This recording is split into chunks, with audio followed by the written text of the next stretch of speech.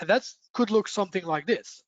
Here, the difference is that our VisQL server processes and our backgrounder processes are now separated on two completely different nodes. So what's the advantage there? Mainly the efficiency and the fact that we minimize the need for resource contention. Because at some point, imagine you refresh all of your data at 9 a.m. Well, at 9 a.m., your backgrounders are going to consume all your server's resources for that, and your VisQL servers will be left, just waiting for resources because of how intense that process is with the backgrounders.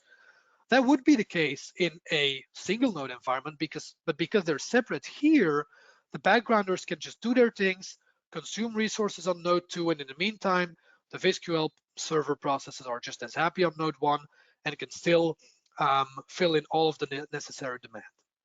So, having that split is very interesting for increasing efficiency.